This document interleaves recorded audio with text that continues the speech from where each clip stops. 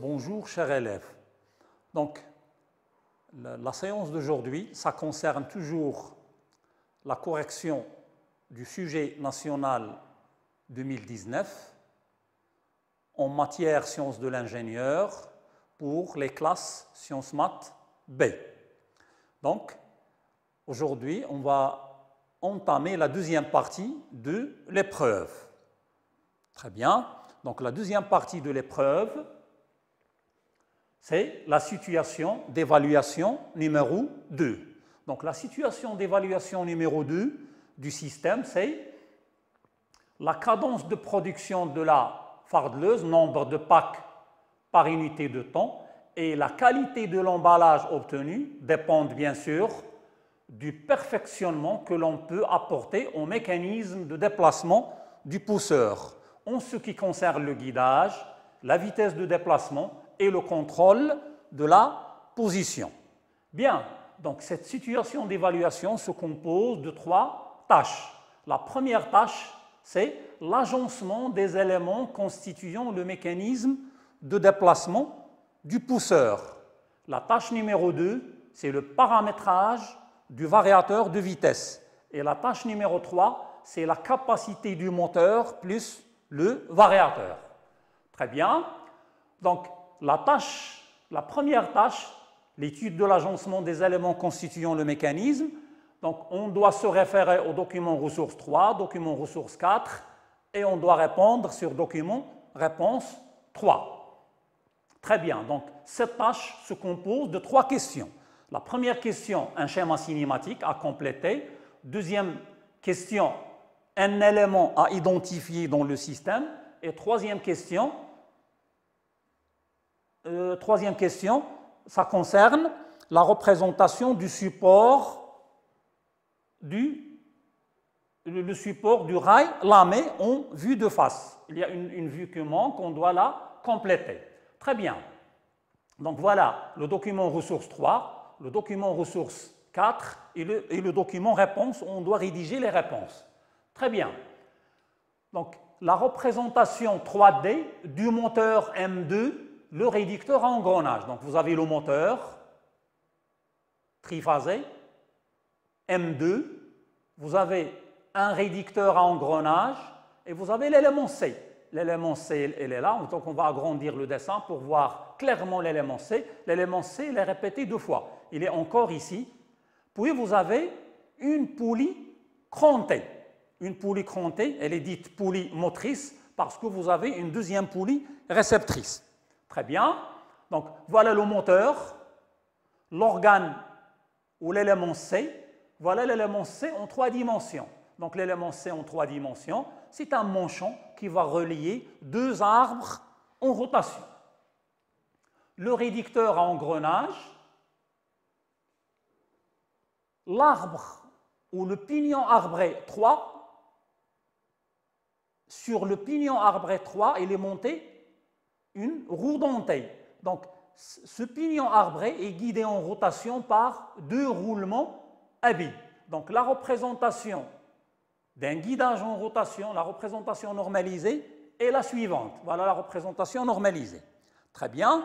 Donc ici, vous avez une simulation d'un montage de roulement. Donc on doit installer le premier roulement, puis installer le deuxième roulement, et il nous faut les obstacles, c'est-à-dire arrêter ces roulements en translation. Puisque on a un arbre qui tourne, c'est le pignon arbré qui est animé d'un mouvement de rotation. Il faut prévoir un obstacle du côté gauche du roulement 1, une entretoise qui va garder une distance constante entre le roulement 1 et le roulement 2, puis on a installé un épaulement ici. Donc là, c'est faux. Donc on ne doit pas avoir de roulement de 2 côtés. Donc on doit supprimer cet obstacle et utiliser, par exemple, un obstacle démontable. C'est un nano-élastique. Il nous reste les bagues extérieures. Donc les bagues extérieures, par exemple, du côté droit, la bague extérieure est fixée par un couvercle, et du côté gauche, par exemple, la bague extérieure du roulement à gauche, il est fixée par un épaulement, sur l'alésage bien sûr. Très bien. Maintenant, le schéma cinématique à compléter, puisque ça, c'est un arbre, ça, c'est le bâti, la partie fixe. Regardez, bâti, bâti. Donc, un arbre par rapport à un bâti, donc, automatiquement, une liaison pivot. De même pour l'arbre qui va relier 2 et 3, par rapport au bâti, vous avez encore une liaison pivot. La même chose pour l'arbre qui relie la roue dentée 4 et la poulie crantée 5, aussi pivot.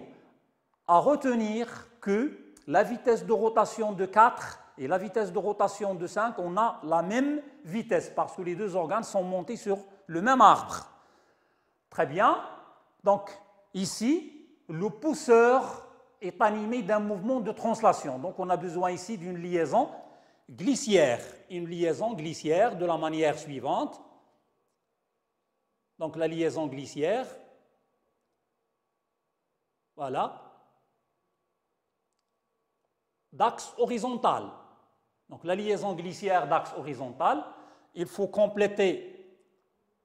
Le pousseur doit être lié au rectangle qui représente une liaison glissière. Très bien. Cette représentation, c'est la représentation d'une courroie crantée. Très bien. Donc, l'élément C, regardez l'élément C. On vous demande d'identifier l'élément C. Donc, l'élément C, regardez en représentation 3D, ici en représentation seule. Donc, l'élément C s'appelle un accouplement rigide. La fonction d'un accouplement rigide, c'est transmettre un mouvement de rotation, une puissance et un couple entre deux arbres alignés. Très bien. La dernière question, compléter la vue de face en coupe AA de ce support. Donc, on vous donne la vue de face et on vous donne, pardon, on vous demande la vue de face, on vous donne la vue de dessous et la vue de gauche. Donc, la technique pour déterminer la vue manquante, il faut passer par les lignes de rappel. Donc, les lignes de rappel verticales, les lignes de rappel horizontales, la ligne à 45 degrés si nécessaire. Maintenant, voilà, on a déterminé l'emplacement de la vue de face en coupe AA. Très bien. Donc, pour déterminer cette vue, voilà, on vous donne le support en 3 dimensions. Donc, il y a pas mal de formes sur ce support. Vous avez un trou lamé ici, un deuxième trou lamé, un troisième trou lamé, un quatrième trou lamé. Et vous avez des formes en bas. Très bien. Regardez, maintenant on peut voir clairement les usinages effectués sur le support. Donc on peut tourner, par exemple, on peut voir par-dessus, par-dessous. C'est ça l'avantage des modeleurs volumiques. Très bien, donc comme vous pouvez le voir ici, voilà la première forme, deuxième forme ici, troisième forme, les trous qui sont là, les trous lamés, les lamages existent de l'autre côté, les trous lamés de fixation, vous avez des trous lamés de fixation ici. Très bien, donc le modeleur nous permet une représentation en mode filaire. Regardez maintenant, on a coupé le support en deux pour voir le trou lamé, comment peut-on le représenter. Très bien. Donc, toujours les lignes de rappel. Et on détermine partie par partie. Donc, la représentation de ce trou lamé. La représentation de ce trou lamé, puisque la coupe passe au milieu, donc le lamage est déjà éliminé par la partie coupée. L'ésinage en bas, puis l'autre ésinage symétrique. Remarquons que le support il est symétrique. Et voilà la représentation ou la vue de face en coupe AA. N'oubliez pas d'indiquer ou de désigner la vue en coupe. Très bien. Maintenant, la tâche 2. La tâche 2, c'est le paramétrage du variateur de vitesse. Donc, pour des raisons de sécurité, le pousseur, la vitesse du pousseur ne doit pas dépasser 2,5 mètres par seconde. Donc, il faut paramétrer le variateur de vitesse de telle façon que le pousseur ne dépasse pas cette vitesse limite. Donc, pour paramétrer le variateur, on doit passer par certaines questions. Donc, on a la question 9, la question 10, 11, 12 et 13. Donc, la première, la deuxième, troisième, quatrième et cinquième question. Donc, on a 5 questions. Très bien. Donc, le variateur qui alimente le moteur M2, c'est le variateur 1. Vous avez l'automate où vous avez voilà, l'automate programmable qui reçoit les signaux des capteurs et qui gère le fonctionnement. L'alimentation des variateurs par un réseau triphasé 400 volts 50 Hz et vous avez un contacteur KM1 de sécurité. Un voltmètre installé ici, on va voir sa fonction par la suite. Donc voilà le moteur M2, il faut suivre ces lignes d'alimentation. Voilà, il est alimenté par le variateur de vitesse 1. Voilà, agrandir le variateur de vitesse V1. Très bien. Donc les documents ressources à utiliser, vous avez le document ressource 3, on a des données ici à utiliser. Vous avez le document ressource 4 et vous avez le document réponse où vous devez rédiger les réponses. Très bien. Donc la chaîne cinématique, je rappelle toujours, cette chaîne, c'est très très importante pour qu'on puisse suivre soit le mouvement, soit la puissance. Donc vous avez le variateur de vitesse, bien sûr, avant le variateur de vitesse, vous avez la fonction alimentée. Donc à la sortie d'un variateur de vitesse, vous avez la fréquence en Hertz variable. Elle alimente le moteur où elle distribue l'énergie vers le moteur, elle réalise la fonction distribuée. Donc le moteur M2, à la sortie du moteur M2, on a la vitesse N1. À la sortie du réducteur à engrenage, on a la vitesse NR1. Puis système polycourroie qui va entraîner le pousseur en translation. Donc les deux caractéristiques du pousseur en translation, vous avez la vitesse et la force. Et vous avez toutes les données nécessaires pour réaliser cette tâche. Très bien. Donc, le coulissou, il est guidé en translation par deux tiges de guidage. Les tiges, voilà, qui s'appellent aussi des rails. Des rails, ce sont des tiges cylindriques. Vous avez ici une douille à billes. Les douilles à billes, vous avez ici une représentation des douilles à billes. Donc, vous avez la circulation des billes. Donc, les douilles à billes, sa fonction, c'est un guidage en translation avec précision. Très bien. Expression et calcul de NR1 à la sortie du réducteur d'engrenage. Il faut faire attention. On vous demande ici NR1 en tours par seconde. On a l'habitude toujours de calculer la vitesse en tours par minute. Donc ici, on demande la vitesse en tours par seconde. La deuxième question, l'expression de la vitesse du moteur. Donc pour répondre à ces deux questions, il faut utiliser la chaîne cinématique du mécanisme, c'est-à-dire il faut utiliser les données du réducteur, les nombres de dents, puis le rendement, puis les données des poulies crantées, le diamètre primitif de la poulie crantée 5 et le diamètre primitif de la poulie crantée 6, deux diamètres égaux, parce que le système polycourroie ici, il est utilisé pour transformer le mouvement de rotation du réducteur en un mouvement de translation du pousseur. Très bien, on rappelle le système polycourroie. L'avantage d'un système polycourroie cranté, toujours, on peut vous poser cette question, pourquoi on utilise un système polycourroie cranté? Donc, la vitesse est constante, tout simplement, on n'a pas de glissement. Très bien, donc ces données sont déjà sur le document ressources 3. Très bien, donc maintenant, vous avez la poulie, la vitesse et la vitesse de rotation. Donc la relation entre la vitesse linéaire et la vitesse de rotation, donc V égale R oméga. R, c'est le diamètre primitif divisé par 2, et oméga, c'est 2 pi n sur 60. Donc on a divisé par 1000 pour convertir en mètres. Finalement, on peut tirer maintenant NR1. Donc NR1 égale 1000 fois la vitesse maximale divisé par pi fois le diamètre primitif. Le diamètre primitif, on a déjà la valeur, donc on trouve NR1 égale 12,45 tours par seconde. Maintenant, une fois on a déterminé NR1, on peut déduire NA.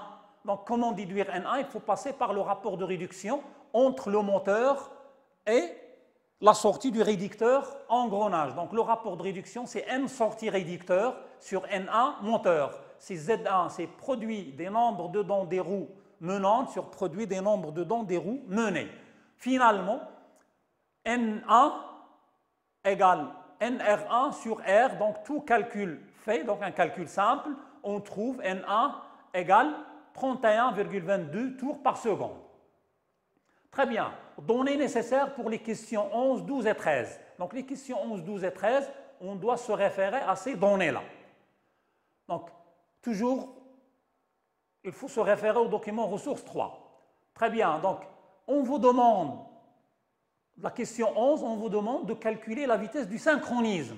On l'appelle aussi la vitesse statorique du moteur. On sait que le moteur asynchrone, c'est pour cela il est dit asynchrone, la vitesse du synchronisme est supérieure à la vitesse du rotor à un glissement près. Un glissement. Comme vous pouvez le remarquer, donc le glissement est toujours faible.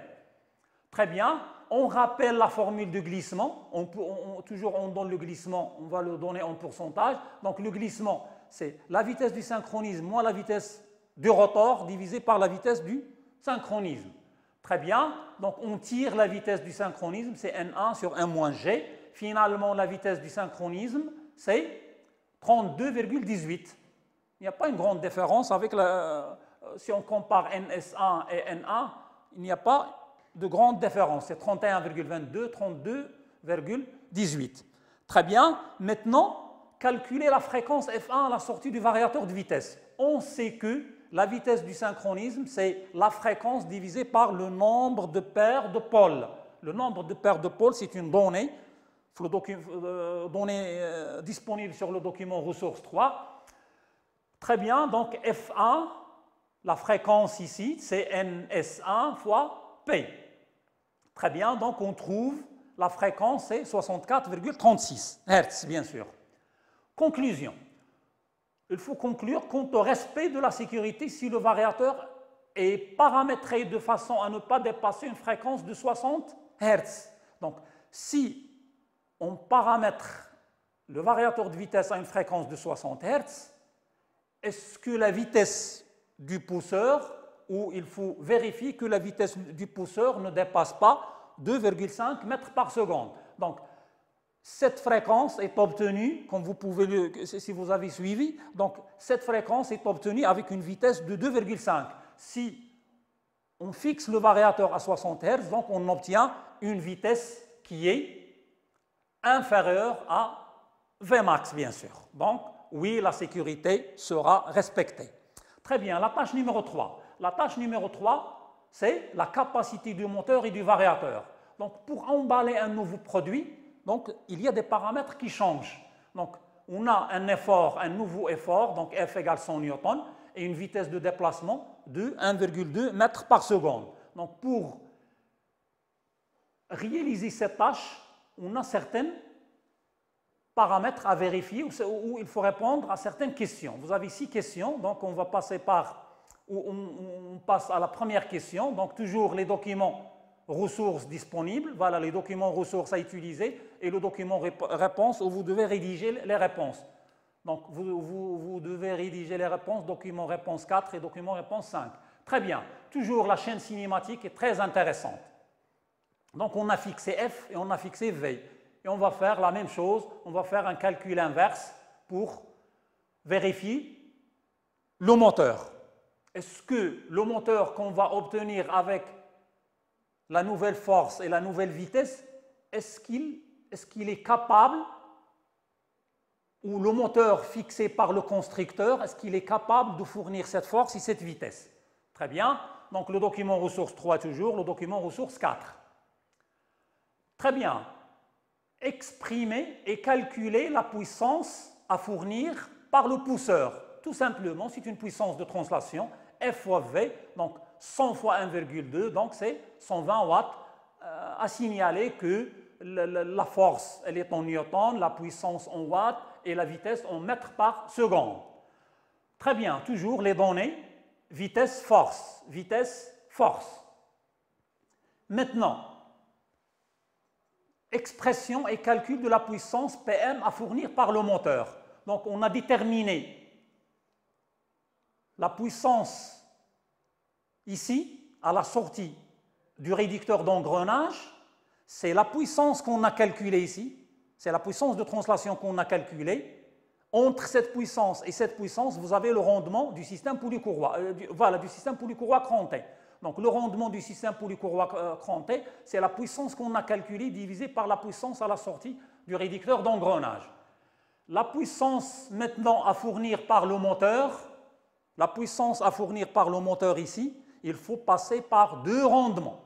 On sait que le rendement global, c'est le produit des rendements. Donc le rendement du système polycourroie multiplié par le rendement du réducteur, ici ce symbole indique un rendement, je m'excuse ici, donc le rendement du système polycourroie fois le rendement du système réducteur à engrenage égale la puissance qu'on a déterminée ici divisée par la puissance du moteur. Finalement, la puissance du moteur, c'est la puissance du pousseur divisée par le produit des rendements. Tout calcul fait, on trouve une puissance du moteur 144,92 watts.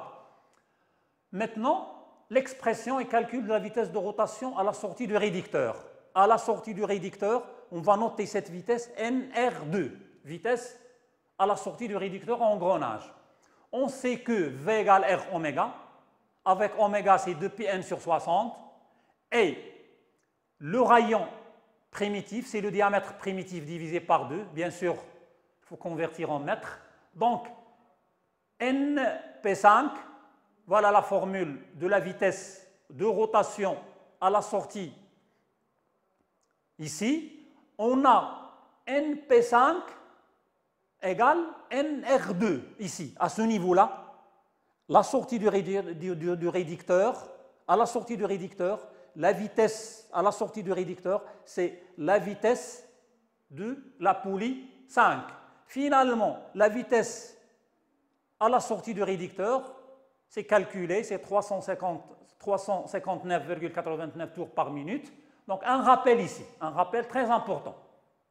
Voilà, le rappel, oméga FV, la relation entre oméga et FV, c'est V égale R oméga, et le rayon, c'est le diamètre divisé par 2, puis la vitesse angulaire, c'est le nombre de tours par minute fois 2π sur 60. Maintenant, pourquoi NP5 égale à NR2? Donc la sortie du réducteur, c'est accouplé à la poulie motrice 5. C'est pour cette raison NP5 égale à NR2. Très bien. Maintenant, expression et calcul de la vitesse N2, la vitesse à la sortie du moteur. Donc on a déterminé cette vitesse, il faut passer par le rapport de réduction. Donc le rapport de réduction, c'est NR2 sur N2. NR2 sur N2, donc tout calcul fait, on trouve N2, c'est 899,74 tours par minute. Maintenant le couple. La formule du couple, c'est très simple à ce niveau-là.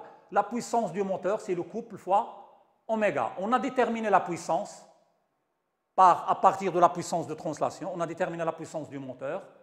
On a déterminé la vitesse de rotation. Donc, on tire le couple moteur. Donc, le couple, c'est 1,53 Nm. Maintenant, on doit conclure, c'est-à-dire les données qu'on a calculées, est-ce que le moteur choisi par le constructeur est capable de fournir la force demandée? Très bien, donc pour cela, on dresse un tableau. Voilà ce tableau. On note les données du constructeur, les valeurs calculées, une comparaison. On remarque que la puissance calculée est inférieure à la puissance nominale du moteur fournie par le constructeur. La vitesse de rotation aussi est inférieure à la vitesse fournie par le constructeur. Le couple, la même chose, est inférieur au couple nominal. Donc, comme conclusion, le moteur M2 est valide pour réaliser cette tâche ou pour fournir l'effort demandé. Voilà, c'est ici que prend fin la deuxième partie et on va passer à la troisième partie et la dernière de l'épreuve.